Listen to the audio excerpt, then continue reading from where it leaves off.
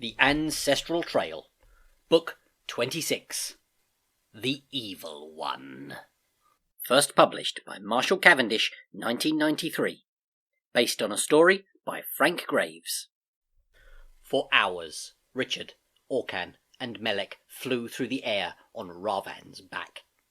Suddenly, the huge horse tilted his wings and started on the long descent to the ancestral city.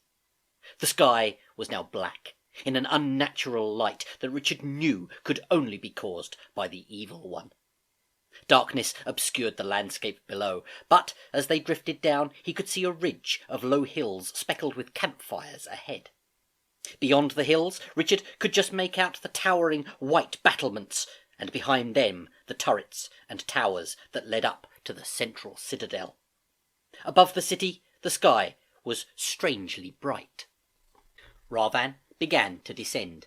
He spread his wings wide and dropped lightly among the trees in the forest outside the city walls. Richard, Orcan, and Melek climbed off his back, groaning as life returned to their stiff limbs. The familiar figure of Jarut was waiting for them. The Guardian greeted them enthusiastically. "You have done well," Jarut said, after Richard had quickly told him how they had retrieved the final pod. "Your task is almost done, but the Evil One's forces will still hold the city. Not until they are destroyed can the pods be returned to the Tree of Life and the Guardians be reinstated. Only then will our world be secure." Jarut's face was grim. "Come, you will all attend the Council of War." Jarut led the trio through the forest. Everywhere there were columns of soldiers, their faces showing grim determination for the task ahead. Jarut ushered the three into a large clearing packed with creatures sitting on felled trees or squatting on the ground. Among them Richard recognized Kika, Zard, Tuska, and Oganga. "Where's Golan?" Richard asked, feeling sure that the old Guardian would be there to greet them. "He is with us in spirit," Jarut replied. "Not until we reach the Tree of Life will he show himself." Space was made for the newcomers, and then the council began. Arguments flowed back and forth as to the best way of getting into the city. Many favoured a concentrated frontal attack. Others counted that it would be much better to tunnel away under the walls. Everyone had their argument for one or another action. As the hubbub grew, Jarut stood to his full height and called for quiet. "A frontal attack would cost too many lives," he said. "There must be a compromise. The dwarf forces will go in ahead and tunnel under the walls. They will give a signal when they are ready to open the gates. Oganga and his bird forces will create a diversion from above. Insect scouts will keep the Guardians informed of enemy activities throughout. The rest of us will divide into 4 groups and be ready to advance simultaneously when we get the signal." Jarut fell silent and surveyed the assembled throng with piercing eyes. Then he went on. "Zard, you take your troops through the west gate. Tuska take the east and Kika the south. Richard, Orcan, and Melek will join me and go in through the north gate. Remember, the Evil One's forces will be ready for us. Be vigilant and good luck."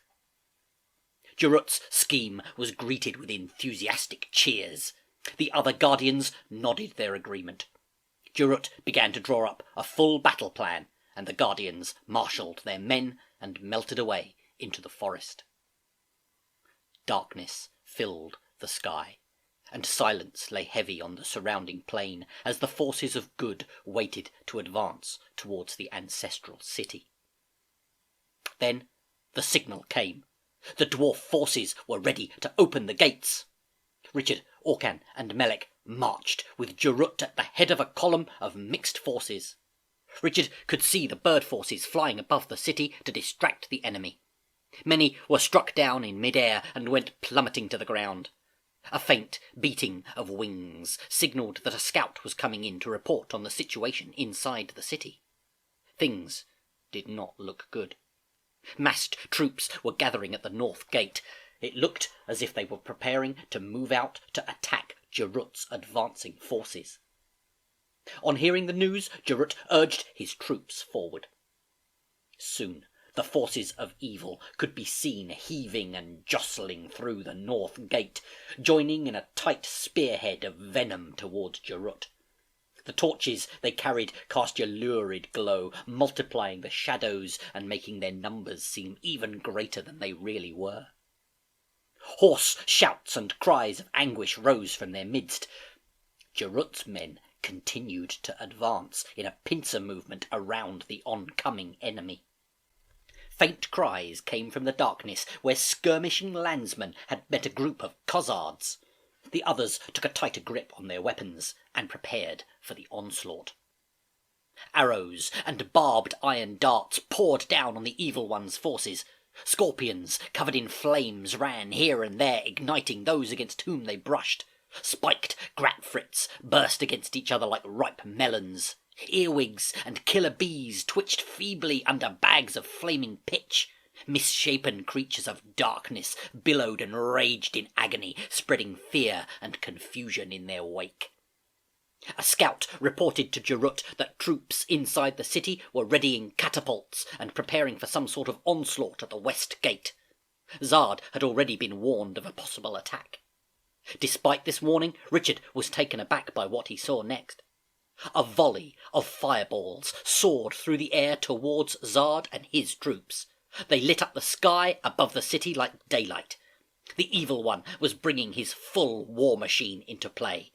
A second shower of fireballs rose into the sky. They burst on impact, showering Zard's advancing troops with a flaming substance that ate through their armour, and screams filled the air. More fireballs landed amongst Jerut's battling forces. The Evil One was not worried about destroying his own troops along with the forces of good. Jerut spotted a squadron of grapfrits buzzing towards them and urged his troops to advance. Then the signal came. "The gates are open!" Jerut cried. As planned, the forces of good surged through the 4 city gates simultaneously. When at last Richard entered the city, he saw that it was in a worse shape than he had previously thought.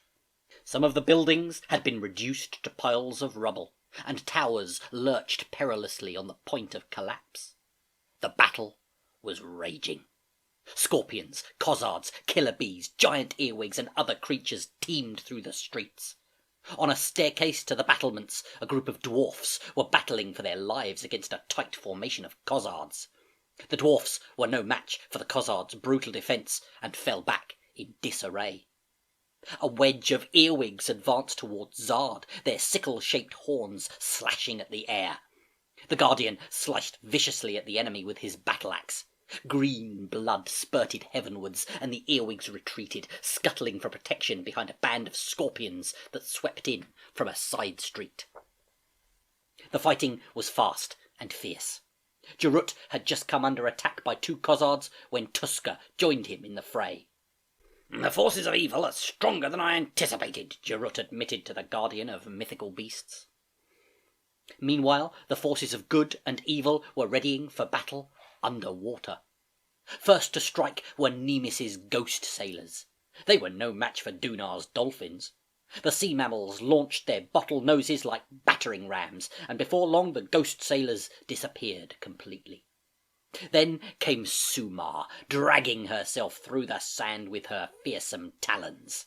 In her wake came the giant squid and the stingrays.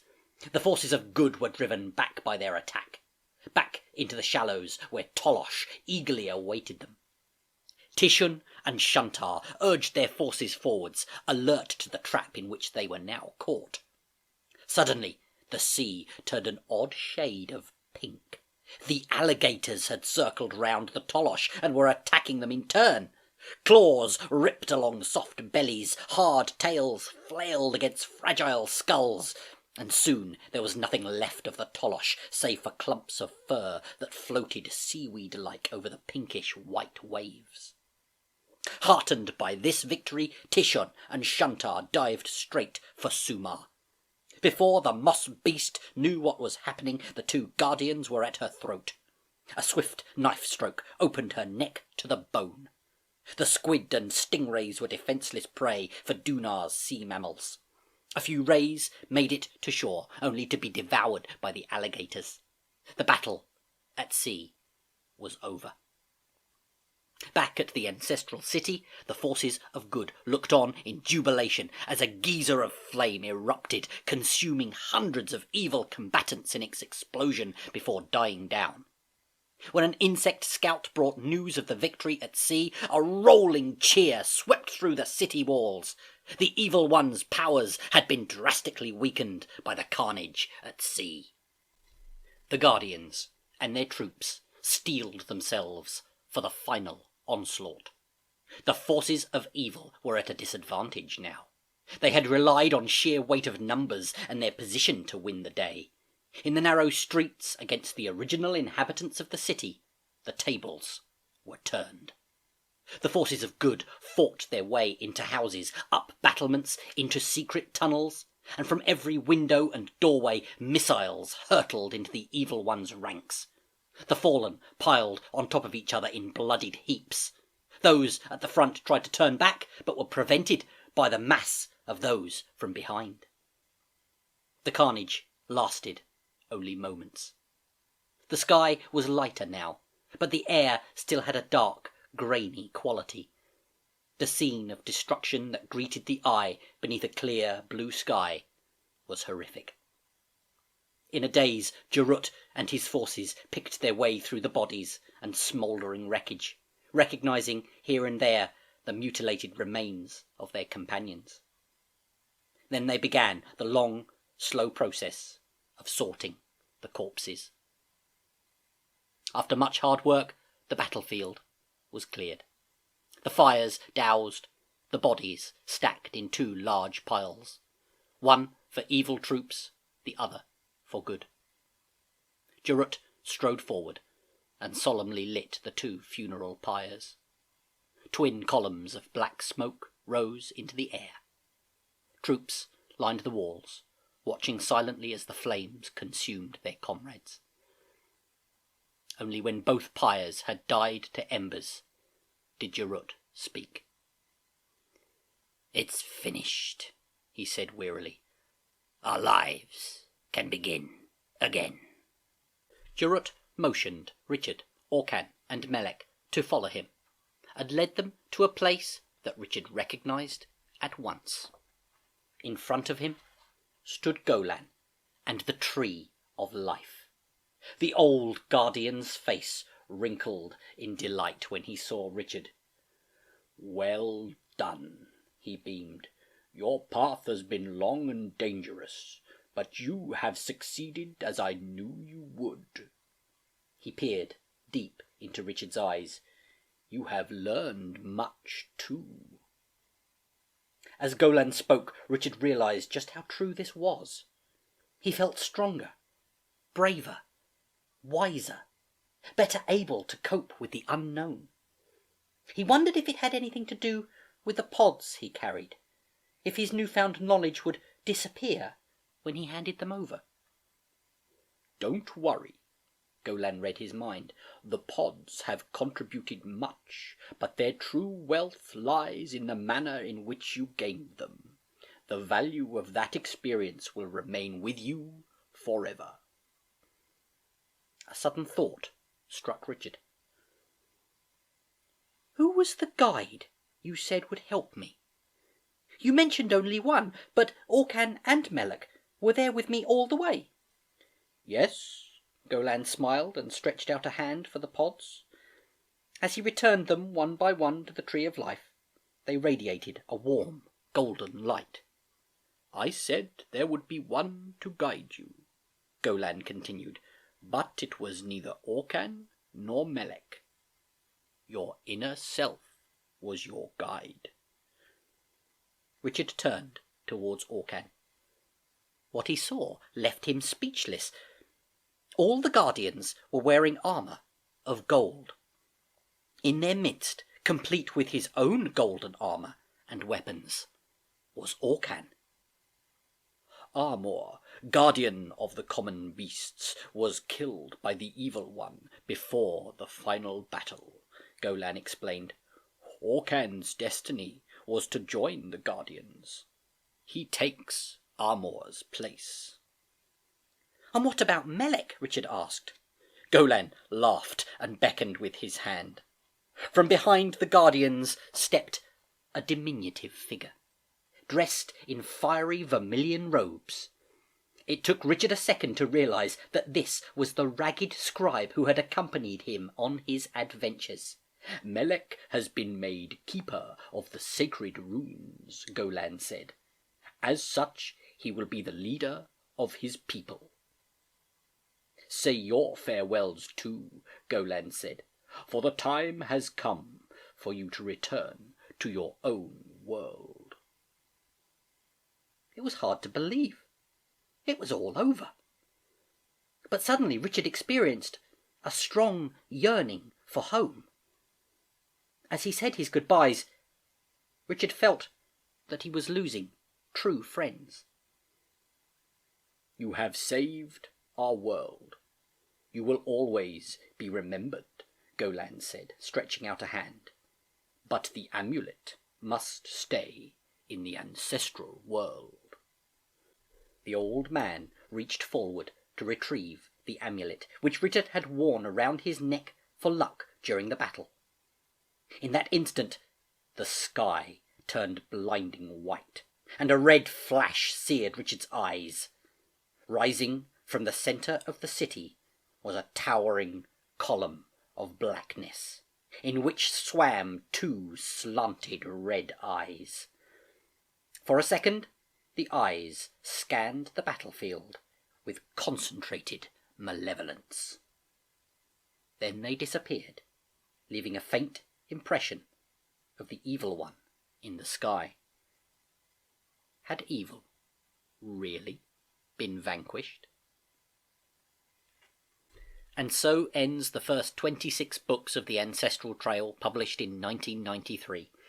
They were published in fortnightly parts. I had to wait 2 weeks between each of my parts before I got to read the next chapter, and they were 2 very long weeks occasionally.